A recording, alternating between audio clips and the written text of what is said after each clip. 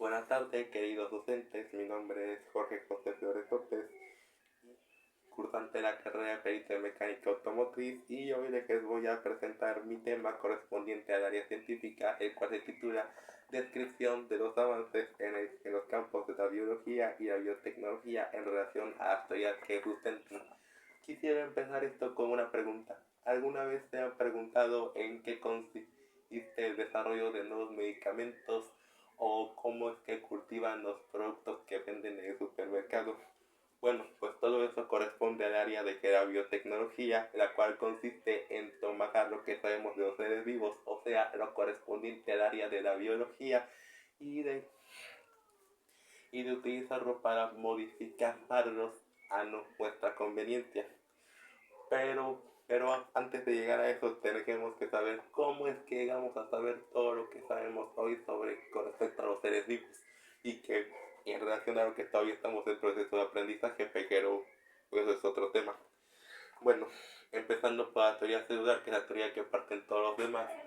Su historia comenzó por los años de 1590, cuando Zacharias Janssen creó el primer microscopio conocido por la humanidad, o por lo menos a él se atribuye su invención, que fue el primer artefacto o que permitió observar cosas invisibles a simple vista para el ojo humano. Años más tarde, Robert Hooke usó su propia versión de el microscopio o para observar tejidos celulares como el corcho de una botella, siendo el primero en observar lo que es una célula, y también el primero en usar la palabra célula, que viene del latín célula, que significa habitación pequeña, ya que lo que yo recordó las habitaciones donde dormían los monjes de aquella época. Años más tarde, Dibon Hook fue el primero en observar las células reproductivas, o sea, los espermatozoides, y a partir de ahí surgieron teorías de cómo podría darse la reproducción. Y años más tarde, Francesco Regeri realizó un experimento gracias al cual en parte se desmintió la creencia de que la vida apareciera nada a partir de materia inorgánica, demostrando con su experimento hecho con carne que para que haya vida sí o sí tiene que haber vida preexistente. Años más tarde, Giovanni Battista Amici realizó mejoras al microscopio o para eliminando las deformaciones causadas por agentes, lo que permitió a Rudolf Virchow años más tarde observar a detalle la estructura interna de una célula, siendo el primero en describir el núcleo celular, a lo que le recordó a un granito de arena, y también el primero en establecer las leyes de la teoría celular, que son de las que parte de la biología, que básicamente son que todo ser vivo está compuesto por células, que toda célula es la unidad básica de la vida, y que toda célula nace de una célula preexistente. Años más tarde, Jim Mahalgris, a través de comparar los organelos celulares, o sea la estructura interna de una célula con bacterias, las primitivas, determinó que las células más complejas, o sea, eucariotas, son el producto de la unión de células menos complejas, procariotas, en un mismo ente. Y ahora, partiendo de la teoría genética, o sea, la información que porta una célula y que define a un ser vivo. Cuando Darwin, quien escribió su libro Evolución de las especies del año 1859, estaba interesado en averiguar cómo es que las características de un individuo se transmitían a su descendencia, o sea, qué de ellas son las que rigen ese proceso. Lo primero que a él se le vino a la cabeza fue que todos los órganos del cuerpo producían unas pequeñas partículas blancas, a las que llamó pangenes,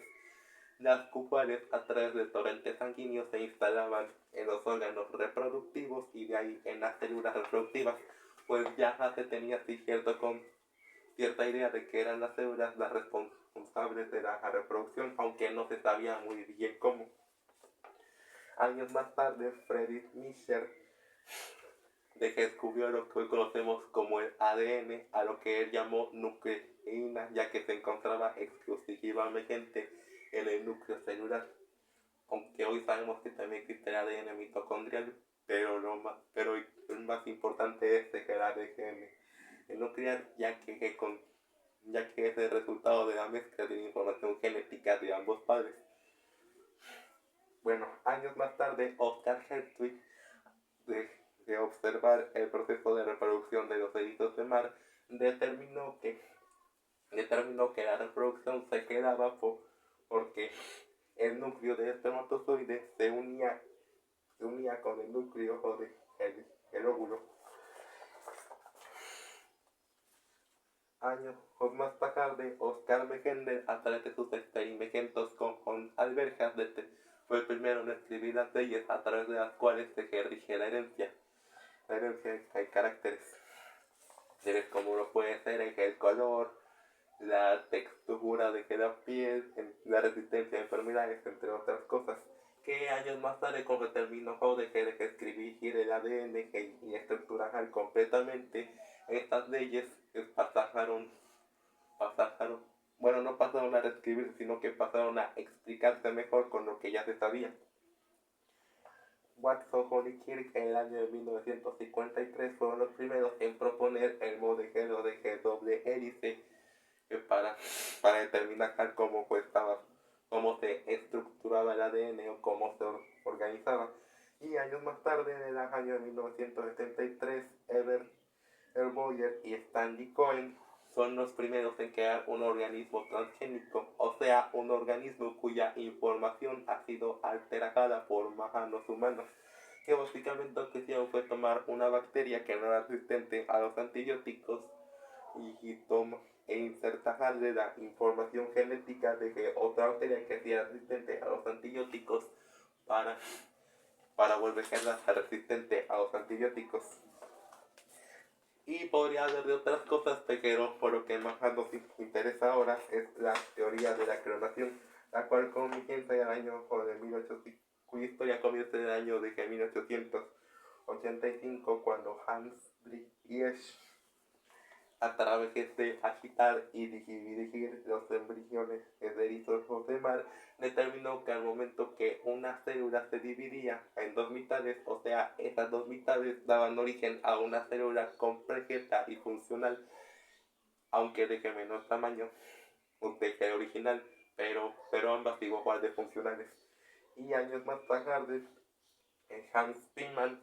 a través de estrangular, por decirlo de alguna manera, los embriones de una salamandra, determinó algo más o menos similar, que cuando una célula se quedó, básicamente que lo que hizo fue dejar el núcleo de la célula atrapado en un único lado, y haciendo que la célula se dividiera, y que el lado que no tenía núcleo pues diera origen a un nuevo núcleo o funcional. Lo que años más tarde que llevó específicamente el año 1996, que llevó a que Ian Wilmach y Kate Campbell, a partir del tejido mamario de una oveja, crearan al primer clon exitoso llamado la oveja Dolly.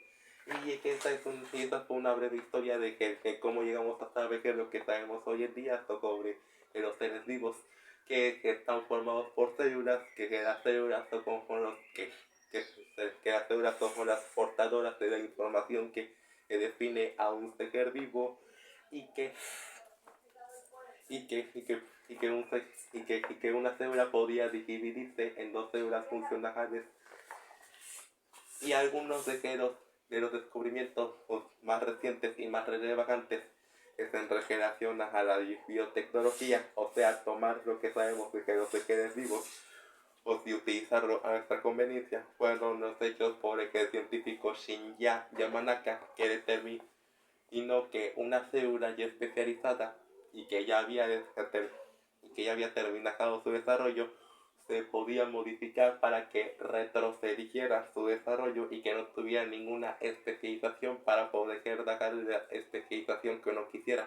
O sea que, por ejemplo, gracias a él se puede tomar una célula de piel y convertirla en tejido neuronal para así poder probar medicamentos que de otra manera sería muy complicado o probar. Y después está algo pues entonces los aportes hechos por Jennifer Doudna que gracias a CRISPR, así serían sus siglas, podemos copiar la información de una célula y pegarla en otra con una precisión prácticamente quirúrgica, ya que lo que se había hecho anteriormente había sido bastante rudimentario. Y es que eso fue una breve explicación de que los avances de que en los campos de la biología y la biotecnología, que como hemos podido ver, pasamos de simplemente saber los principios básicos de que la vida, a ser capaces a ser capaces de editar el código de la vida a nuestra conveniencia, dando origen a, a, a sucesos que hasta hace poco se querían considerados pura ciencia ficción o pura fantasía. Gracias por su atención.